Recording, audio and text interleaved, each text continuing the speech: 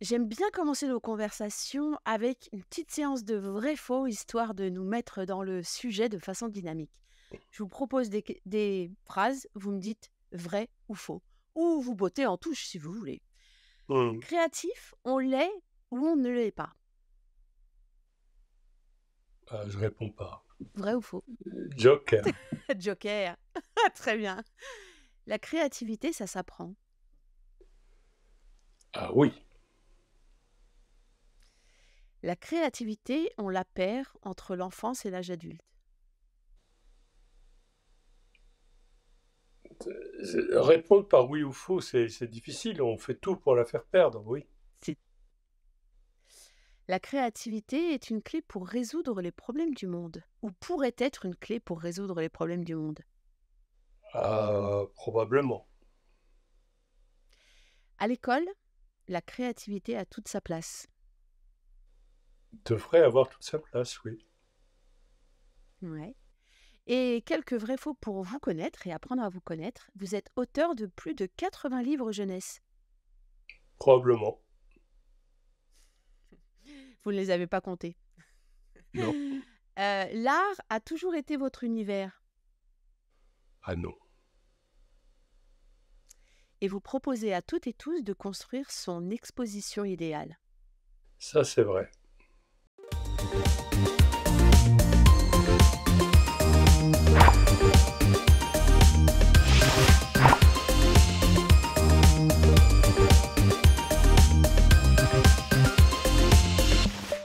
Pour commencer, j'avais envie de partager avec vous le fait que j'ai toujours pensé que j'étais pas créative. Et en devenant enseignante, à tenter au quotidien de trouver des manières d'engager mes élèves, je me suis découverte des potentialités de dingue. Alors, quand le sujet de la créativité en art est apparu dans les sujets à traiter dans les entretiens, j'ai été très enthousiaste. Et réussir à vous inviter, Hervé Tullet, que vous connaissez peut-être sûrement par son principe d'expo idéal, cela a décuplé mon enthousiasme. Alors bienvenue dans l'entretien être prof et bienvenue à vous, Hervé. Merci. Alors pour commencer, je vais vous poser une question qui, je suis sûre, va soit vous agacer ou... Ah, j'y vais. Est-ce qu'on peut tenter de définir les contours de ce terme qui est utilisé à toutes les sauces, celui de créativité? En tout cas, selon vous, c'est quoi l'acception de ce terme? Alors, vu que, avec ce petit préambule, finalement, il y a quelque chose qui m'est venu à l'esprit. Euh, Peut-être sur cette idée de changer le monde. Euh, il y a plein de créativité. Des livres, des expositions, des chanteurs, des artisans. La créativité nourrit la créativité. C'est-à-dire que l'idée de regarder la créativité des autres permet de nourrir la sienne. Donc voilà, je pense que ce petit préambule m'a permis de raisonner de cette façon.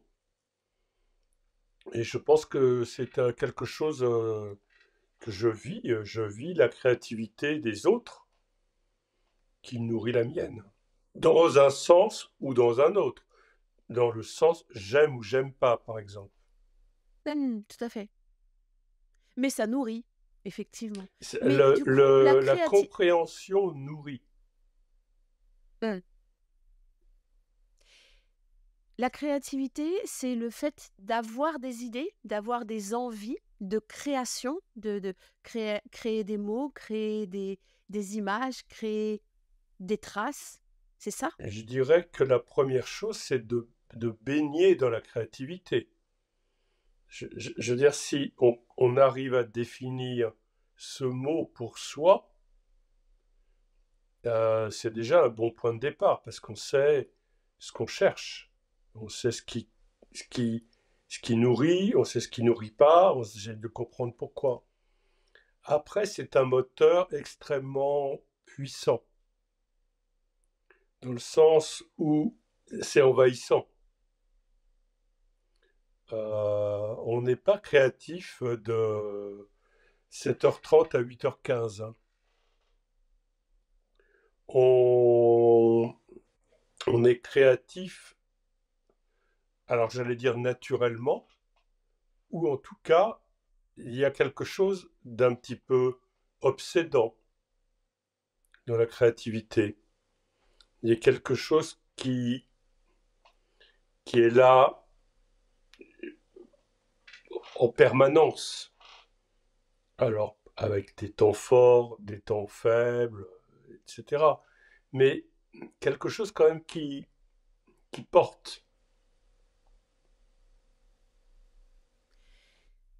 Hem, Ce que j'entends dans votre réponse, c'est que, est-ce qu'il faudrait un il y a quelque chose d'interne qui fait qu'on est créatif, mais est-ce qu'il y Mhm. a des environnements qui sont plus créatifs que d'autres et qui nous permettent de nourrir plus ou moins notre créativité?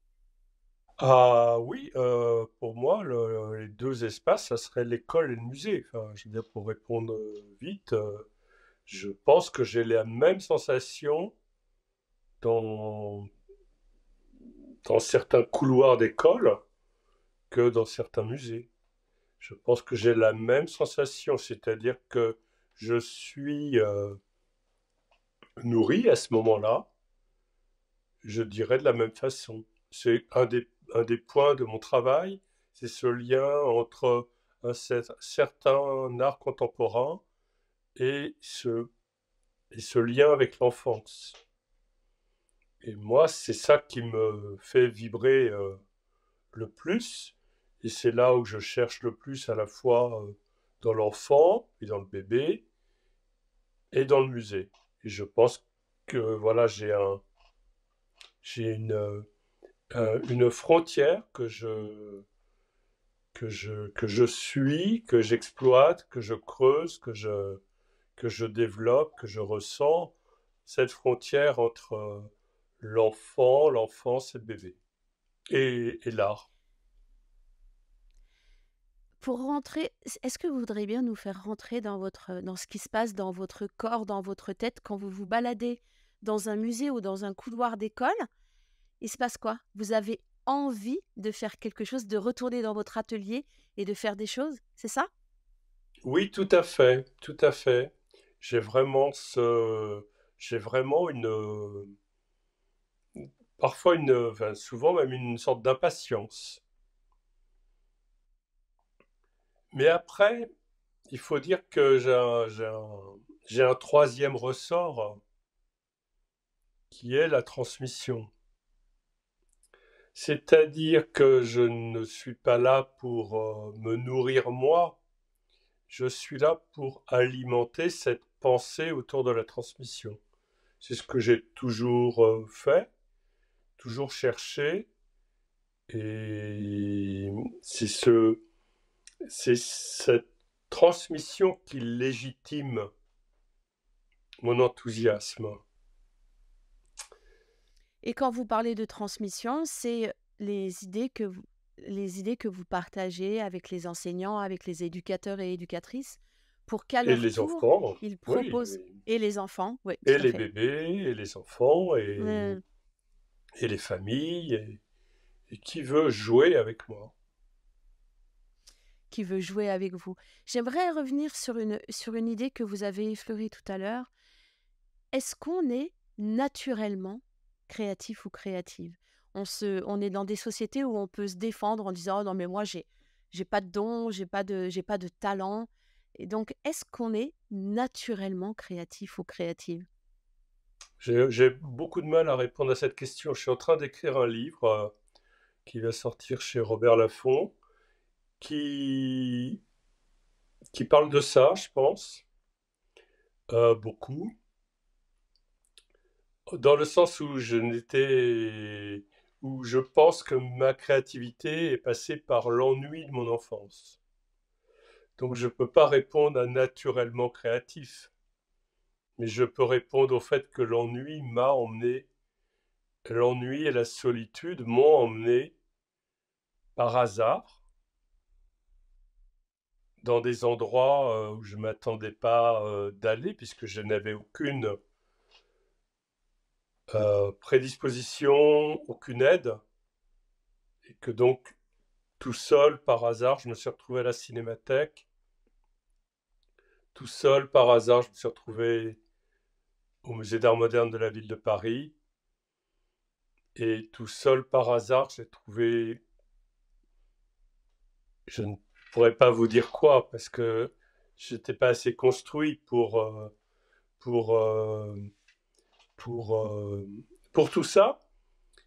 Mais pour revenir à l'école, une anecdote que je raconte régulièrement et qui m'a sauvé la vie, clairement, c'est ce professeur de français en première, donc avant la terminale, qui tenait une bibliothèque spécialement pour les premières et les terminales, qui enregistrait des cassettes pour les premières et les terminales d'émissions de France Culture à l'époque avec, ben voilà, bon, c'était les mini-cassettes, et qui avait donc une passion furieuse pour la littérature, et qui, en début d'année, disait systématiquement, je crois, chaque année, il y a toujours quelqu'un qui s'intéresse au surréalisme. Et moi, je savais pas rien, enfin, dans mon souvenir, je reconstitue comme quelque chose dont je ne connais strictement rien, je suis à peu près sûr. Et voilà, j'ai levé la main et je crois que ça a sauvé ma vie.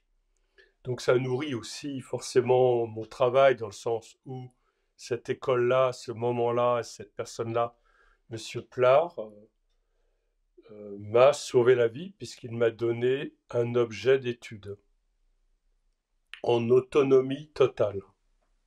Et ça, je peux vous dire que l'autonomie totale de donner une proposition de travail, c'est l'expo idéale. Voilà, donc pour revenir à créativité naturelle, les mots sauvent. Ce que, Les mots, ce la que j'entends, confiance sauvent. hmm, à un moment, l'élan que l'on a rencontre ou pas un environnement. Et vous parlez d'ennui, c'est-à-dire qu'il y avait non pas du vide en vous, mais justement un élan qui n'avait pas rencontré Non, non, du vide, l'environnement. hein, du vide, enfin beaucoup de Il y vide. avait du vide. Ah Oui, ouais, oui, non, ok. c'était pas un élan. C'était un élan d'un adolescent qui avait les épaules comme Ouais, ça, qui était plutôt renfermé. Non, non, ouais. c'était Euh, pas joyeux. ouais, d'accord, ok. Mais par exemple, ce matin, il Euh, y a Apolline qui m'a écrit un petit mot en me disant merci ouais, parce que vous m'avez dit, euh, vous m'avez dit que c'était vous, que je sais plus ce que je lui ai dit, mais je lui ai dit quelque chose de sincère et de naturel par rapport au fait qu'elle cherchait quelque chose. Et ouais. ça m'arrive souvent, et je pense que j'ai une responsabilité par rapport à ça de donner des mots qui emportent, de donner des mots Qui emporte. qui ont, de donner des mots qui encouragent, de donner des mots qui donnent envie, des mots qui font confiance. Oui. Mhm. Qui remplace le vide, justement. Ah, c'est une responsabilité, je dirais, pour le coup naturelle, mais auquel je suis très sensible parce que je l'ai vécu. Et je l'ai vécu très peu dans ma carrière d'artiste. Je peux vous donner les 4 ou 5 noms qui ont changé ma vie, oui. Parce que c'est pas facile. Ça se fait pas comme ça. Ça se fait pas comme ça. Parce que les gens cataloguent très vite, les gens mettent très vite dans les cases. Donc même dans ma vie d'artiste, quand Wajdi du Théâtre de la Colline m'invite à faire un spectacle, c'est énorme. Je ne suis pas dans les codes du théâtre, je ne suis pas dans son couloir, je ne suis pas voilà. Et lui, il fait quelque chose de transversal. Ça, c'est aussi quelque chose de très important. Il fait un pas de côté. Il me connaît par mes livres. Il aime mes livres. Mais de là à faire le pas, d'aimer mes livres, à me dire, viens au théâtre de la Colline faire un spectacle, hein, pas une lecture, pas un spectacle. C'est quelque chose d'assez, d'assez rare qui m'est arrivé assez peu finalement. Et lui m'a donné toute sa confiance, pareil. Il m'a donné toute sa confiance. J'étais prêt à recevoir les mots de la confiance, mais oui, c'est rare. J'aimerais vous emmener, si vous voulez bien, vers votre travail, en tout cas tel que je le regarde. Vous vous inspirez beaucoup des petits, des tout petits, de leurs premiers gestes. Les traits, les taches, les points, les gribouillages. Et j'aimerais bien que vous nous parliez de cette inspiration et qu'on glisse tout doucement vers ce que vous proposez au monde éducatif, aux enfants, qui est l'exposition idéale. Voilà. Alors, les points, les traits, les taches et les gribouillages, dans un tout premier temps, je dirais que c'était pour pallier à mon manque de ne pas savoir dessiner. Donc c'est pas venu tout de suite. Mais quand même, l'envie de déclencher des idées, clairement, l'envie de s'exprimer par des idées, clairement, et de partager des idées comme des ressorts de créativité, clairement, la transmission passe beaucoup par l'idée, clairement. Après, il y a un travail qui se fait autour de l'idée, qui arrive à ce livre qui s'appelle Un livre avec 3 points, développé sur, je ne sais pas combien de pages, 60 pages, pour jouer avec des idées et avec des points. Donc une espèce de radicalisation de ce travail. Et petit à petit est arrivé, d'une façon un petit peu plus forte encore, le rapport à la transmission. Pour dire très simplement, j'ai fait une exposition à New York où j'ai fait plein de choses, des gestes, des traits, des trucs, des machins, une grosse exposition dans une galerie qui s'appelle Invisible Dog. Et j'ai fait cette exposition de papier avec plein de processus pour moi.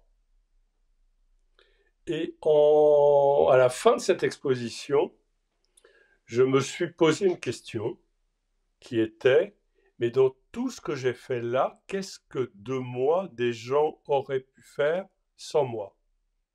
Quels étaient les processus les plus simples à exprimer, à donner, à faire comprendre pour que des gens puissent le plus petit dénominateur commun dans tout ce travail de moi sans moi.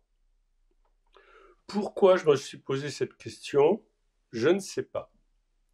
Mais j'ai fait un cahier où j'ai appelé ça l'exposition idéale. Et à peu près à ce moment-là, j'ai eu une maison de production canadienne qui m'a proposé de faire une série de vidéos autour de la créativité. Donc voilà, c'était ce moment un peu qui était là. Et donc, ça s'est pas fait en 5 secondes, hein, tout ça, mais ça s'est fait en 3 mois, 3-4 mois. Et, euh, et je suis donc arrivé à ce concept de proposer des vidéos.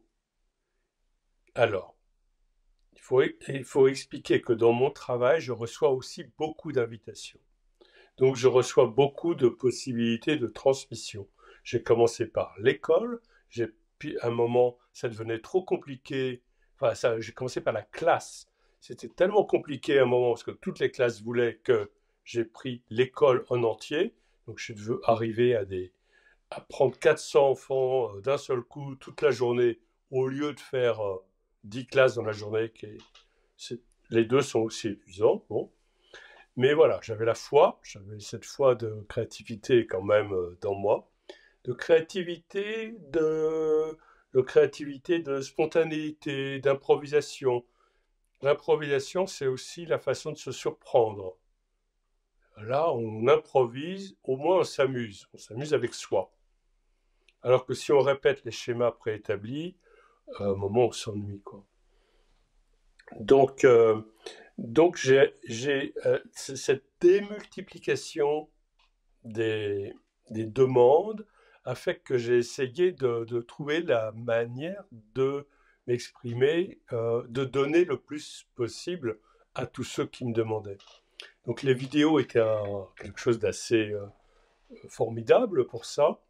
Et à travers les vidéos, j'ai essayé d'expliquer, j'ai expliqué, parce que je pense que j'ai réussi, vu le succès de l'Expo Idéal, j'ai expliqué des processus extrêmement simples de déchirage, de collage, de renverser un scotch. Enfin, toutes ces vidéos sont gratuites. C'est aussi un élément qui n'est pas venu aussi simplement qu'on peut l'imaginer, parce que des gens ne voulaient pas que ce soit gratuit. Euh, en tout cas, c'est gratuit. Les couleurs sont là, donc il n'y a pas besoin de se poser des problèmes de couleurs. Les processus sont là. Et après, il y a des incitations euh, à s'approprier ces choses, euh, qui sont relayées par des expos qui ont déjà eu lieu. Ça aussi, c'est très important, parce qu'il y a des réseaux sociaux sur lesquels je suis assez actif, très actif, je dirais, dans le sens où je considère que c'est un bon moyen de véhiculer ses idées et de mettre en valeur les idées des autres. Et ça permet aussi de faire comprendre, par exemple, la notion de l'espace, qui est une notion très importante. Les pièces flottent, les pièces ne sont pas collées au mur comme souvent. C'est vraiment la création d'un espace en groupe, très souvent, en énergie collective, très souvent, la plupart du temps. Voilà, et il se trouve que moi, je vois, et incroyablement, je vis ça. Il y a même une fois où à Gênes, il y avait tous ces gens qui faisaient des trucs dans la rue, des workshops fleurs, des... Ils étaient... je me dis, mais j'y étais ou j'y étais pas? Enfin, ça ressemble tellement à ce que je vis quand moi je le fais que, que c'est extrêmement troublant de vivre l'émotion à distance. L'émotion, et l'émotion est toujours là parce que ça soit extrêmement modeste ou que ce soit extrêmement sophistiqué. Comme actuellement, il y a Montauban, une exposition qui se prépare avec 17 institutions différentes. Et quand elles disent 17, c'est l'école est une des institutions. Donc actuellement, pour le mois de septembre, une surprise qui arrive que je vais peut-être aller voir, où 17 institutions différentes sont mobilisées ensemble pour réaliser une exposition idéale. Mmh. Donc, vous rencontrez beaucoup d'enseignants et c'est vrai que cet entretien s'adresse à des enseignants. Et j'aurais envie qu'on aborde le sujet euh, de ce qu'on a à faire, nous, ou ne pas faire, justement, en tant qu'enseignant, en tant que responsable de ces enfants sur un espace donné, pour leur donner la possibilité de créer, d'être créatif et de pourquoi pas monter une expo idéale. Je me pose souvent la question de notre posture à nous en tant qu'adultes pour accompagner tout ça. Alors c'est là où moi j'ai pas de réponse parce que je crois que je ne suis pas un prédicateur dans le sens où les choses sont à disposition et les choses sont à disposition. Il y a beaucoup de choses à disposition. Il y a un livre qui s'appelle Expo Idéal, qui est un livre qui se déplie, qui raconte vraiment une exposition dans un livre. Pour la petite anecdote, pour l'anecdote, j'aime pas le mot petit, pour l'anecdote, ce livre a été fait avec ma directrice artistique qui s'appelle Sandrine Granon, qui a eu l'idée de ce livre. Et je lui ai donné le, le cadeau de ce livre. Je lui ai dit, ben, fais ton expo idéal dans un livre. Finalement, on l'a fait ensemble. Et c'est elle qui l'a fait, c'est elle qui a été le moteur. Donc c'est pas moi qui ai fait ce livre-là, c'est elle et moi, mais elle d'abord. Donc il y a ce livre Expo idéal qui est vraiment, qui décrit tous les processus pour arriver à une exposition. Il y a une boîte Expo idéal avec tous les processus dans un leaflet et plein de papier. Il y a toutes les vidéos qui sont gratuites, ce qui fait qu'on n'est pas obligé d'acheter la boîte. C'est vraiment pas le sujet, mais les vidéos sont là. Il y a toutes les expos sur Instagram ou Facebook avec un site, enfin un truc qui s'appelle Expo Idéal. Euh, euh, tout ça, c'est sur mon site aussi, sur mon site où il y a plein d'expériences. Et moi, de mon côté, je continue à travailler. Je continue à chercher. Je ne suis pas bloqué sur Quand vous dites je rencontre beaucoup d'enseignants, je rencontre beaucoup d'énergie. Mais moi, je rencontre assez peu d'enseignants maintenant. Je suis vraiment concentré sur continuer mon travail et l'emmener sur des territoires où il existe peu. En l'occurrence, le musée. Moi, c'est ce qui m'intéresse, le musée, le centre d'art, etc. C'est-à-dire de faire valider ce travail par des institutions qui, pour l'instant, ne l'ont pas validé. Alors que si on relit du Buffet, je ne suis pas loin d'être un petit-fils de Dubuffet. Je ne travaille pas pour mon art, je travaille pour un art pour tous. Et mon art, c'est l'art de donner des sensations ou de l'art. Et ça, pour le coup, je sais que ça fonctionne. Après, faire reconnaître ce travail, c'est pas une priorité, je veux dire, ça se fera un jour, hein. Mais moi, ce qui m'intéresse aujourd'hui, c'est d'emmener mon travail un petit peu plus loin. Actuellement, je travaille, par exemple, sur la lumière. C'est le sujet qui m'intéresse actuellement. J'emmène mes points, mes taches et mes traits et mes gribouillages vers la lumière, vers l'ombre, les deux. Mais... Très bien. Vous avez une masterclass Pour continuer et à répondre oui, à cette question, bien sûr, allez-y, allez-y. c'est à chacun de trouver sa propre énergie. Et là, moi, je donne des matériels, je reçois beaucoup de choses, je mets du matériel à disposition, je reçois beaucoup de choses de gens qui ont compris à chacun à leur façon. Et en ayant compris chacun à leur façon, chacun trouve sa façon de faire. Et ça me surprend. Donc, j'essaye pas de donner des codes des formats. Il n'y a pas de format. Les espaces sont tous différents. Il y a des gens il y a des gens comme Sarah en Suisse qui a fait un moment une expo dans une boîte à chaussures. Pas à chaussures, une boîte d'allumettes. Il y a eu des boîtes à chaussures aussi. Mais voilà, une boîte d'allumettes. Et ça parle bien de l'espace, parce que on n'a pas forcément beaucoup d'espace. On fait des boîtes d'allumettes, tac, tac, tac. Chacun a sa réponse. Et c'est là où ça peut devenir obsédant, parce que c'est en cherchant les idées qu'on trouve ses réponses.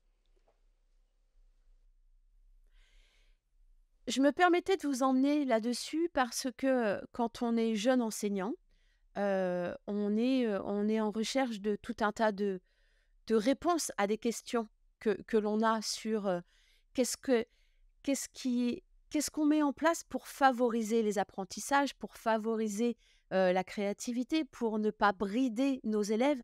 Et c'est pour ça que je me permettais de vous poser cette question peut-être un peu controverse, mais parce que je pense qu'il y a des choses que l'on fait et qui peuvent être contre-productives, c'est-à-dire qui peuvent brider la créativité des enfants, qui peuvent les enfermer dans quelque chose alors qu'on voulait leur ouvrir un espace. Vous voyez, c'est là-dessus que je voulais vous emmener en fait. Je n'ai pas beaucoup de réponses. Moi, un des exemples plus magiques, c'est une école à Lyon dont je me souviens pas le nom ni le nom de l'enseignante, mais c'est sur le site, j'imagine. C'est une enseignante qui a une école qui a donné la possibilité à une enseignante d'avoir un espace de 20-25 mètres carrés toute l'année. Et ils ont commencé à faire le expo idéal, à dessiner. C'est devenu leur espace.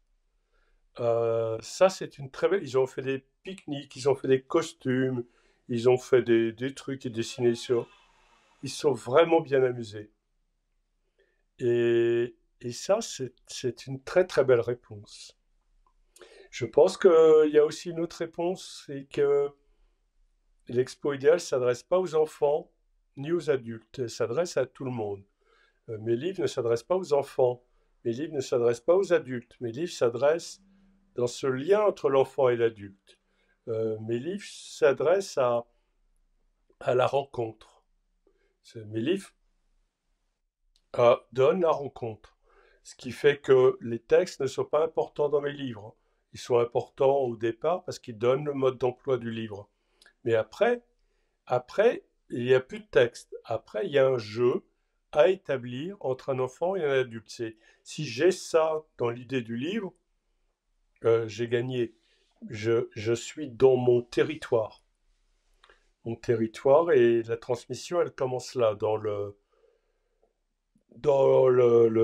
jeu de lecture entre l'enfant et l'adulte. Et souvent, il permet d'imaginer de sortir du livre. Il va sortir par la voix, puisqu'on va jouer.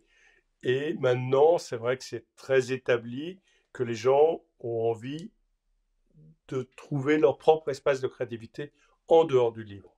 Ça, c'est ce que je constate beaucoup. Une rencontre donc, une rencontre qui se construit et qui se fait Absolument. en cheminant. Donc il n'y a pas Comme de moi, chemin idéal, il n'y a pas un chemin. absolument. Mm. Mmh. J'aimerais bien vous emmener sur, les 10 mots que vous utilisez, les 10 entrées que vous utilisez dans votre, masterclass. Alors on va pas pouvoir les décliner, ensemble, je vais quand même les lister et je vous propose de jouer. Vous en choisissez 2 et vous nous mettez en appétit sur ces 2 mots et j'en choisirai 2. Alors je vais quand même les dire les 10 parce que je trouve qu'ils sont très inspirants. Collectif, simplicité, espace, futur, hasard, jeu, mouvement, fragile, légèreté et inattendu. Quels seraient les 2 que vous choisiriez aujourd'hui? Alors, je ne sais pas, mais j'ai déjà parlé d'espace, donc on va dire que j'en ai déjà parlé. Je pense que simplicité, c'est un mot qui m'obsède beaucoup actuellement parce que je trouve que les enseignants sont très vite compliqués. Je dis ça parce que je fais toujours des masterclass ici à Laoco, en Italie, et on reçoit des groupes d'enseignants, et le rapport à la simplicité est vraiment extrêmement, extrêmement compliqué. Et j'essaye de parler dans cette masterclass de la simplicité dans le sens où l'infiniment petit emmène à l'infiniment grand. Et je constate que les enseignants, là je viens de finir une masterclass, compliquent terriblement quand je leur propose des workshops. Alors, je ne comprends, alors que j'en ai parlé 10 fois avant, et je me retrouve avec des petites lanières, des petits bouts de papier qui vont dans tous les sens. C'est extrêmement dur de simplifier. Pour moi, la simplification, c'est aussi de donner à lire une lecture plus simple. Et on peut être simple et après accumuler. Accumuler. C'est-à-dire qu'on accumule, on peut redevenir compliqué dans l'accumulation de tous ces gestes simples. C'est un peu ce que propose l'Expo Idéal. Mais voilà, j'ai beaucoup de mal avec ce mot simplicité quand je suis en contact avec des enseignants. Après, je dirais inattendu peut-être, parce qu'il faut toujours chercher l'inattendu.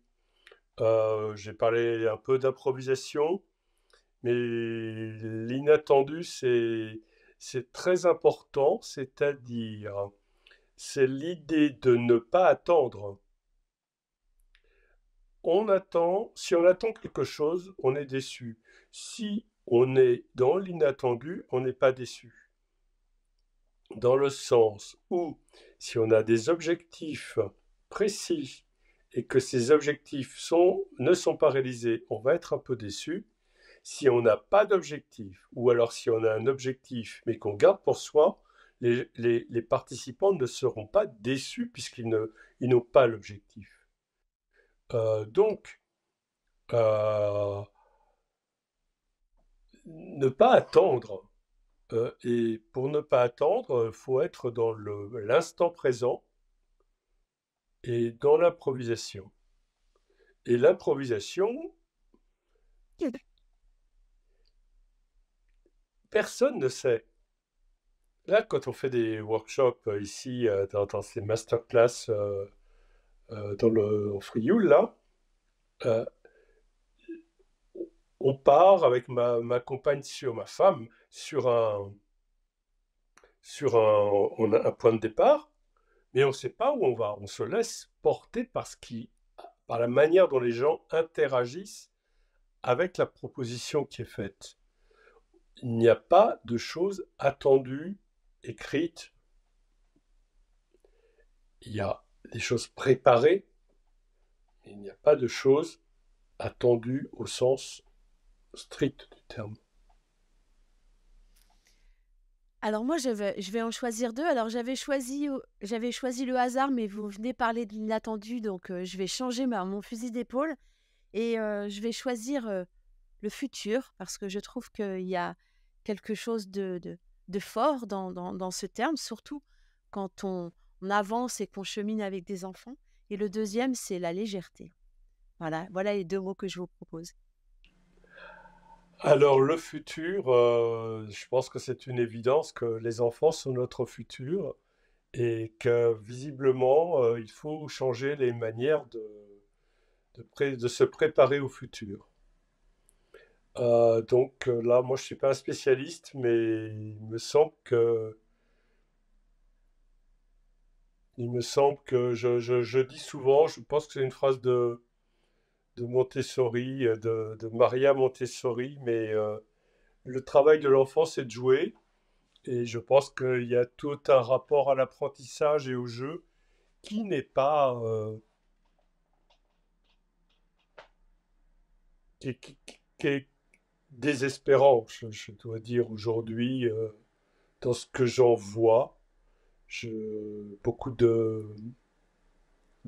je suis assez, je suis pas un spécialiste, je vais pas dire, mais voilà. Donc pour rebondir sur le deuxième mot, peut-être que une certaine forme de légèreté qui ne veut pas dire, voilà, peut-être.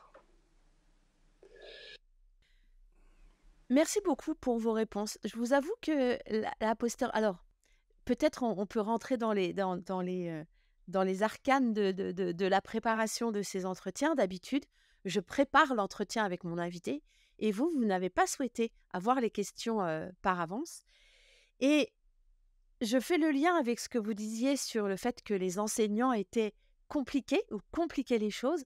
Et je me retrouve beaucoup là-dessus. Et cette expérience de l'entretien non préparé pour vous, mais préparé de mon côté, je me rends compte qu'on a fait le voyage. Vous m'avez fait faire le voyage de ce que vous êtes. Et voilà, je me rends compte là, à la fin de cet entretien, que j'ai tenté, tant que faire se peut, de me laisser faire et d'oublier un peu tout cet inconfort à ne pas avoir préparé avec vous. Donc, merci pour ça. Ne serait-ce que ça, merci. Très bien. On n'a pas parlé du chant de fleurs parce que c'est vraiment une Ah, bonne mais entrée parlons sur du mon chant de fleurs travail. alors. Non, mais je veux dire, Allez-y. c'est écrit partout, c'est écrit dans un livre qui s'appelle Peinturlure en français. C'est quand même la porte d'entrée de mon travail. Enfin, je veux dire, je veux dire, il y a des modes d'emploi. D'abord, euh, c'était pas préparé non plus, mais le 8 octobre, je fais un workshop mondial, monde. Avec, oui, je fais des workshops le matin, l'après-midi, le soir, et voilà, en ligne. Et ce workshop fleurs va être avec tous les fuseaux horaires. Bon. Donc, je ne sais pas comment on trouve l'information, mais voilà. Mais le champ de fleurs, c'est quand même ce que je reçois le plus, peut-être encore plus que l'expo idéale, parce que ça demande une demi-heure, trois quarts d'heure, une heure. Et donc, il y a des modes d'emploi partout, j'imagine. Et le 8 octobre, je fais un workshop monde, donc, qui passera de l'Australie à la Chine en passant par le Japon, l'Espagne et la France, et l'Italie où je vis, où on va faire des points, des traits, des taches et des gribouillages, et à la fin, ça fait un champ de fleurs. On part d'un tout petit point et on se laisse porter par les instructions et on a la révélation à la fin. Et c'est une bonne pratique pour rentrer dans mon travail, lâcher prise, se laisser un peu porter par les espaces et les enfants. Eh bien, écoutez, on va essayer de trouver toutes ces infos et on les mettra dans le lien de Léo, l'émission. Léo vous les Un i- communiquera. Ouais, vous Oui, vous êtes en gros là. super, très bien. Très bien, Un merci immense beaucoup. merci pour votre temps. Merci à vous. Merci, ça m'a fait plaisir. À bientôt.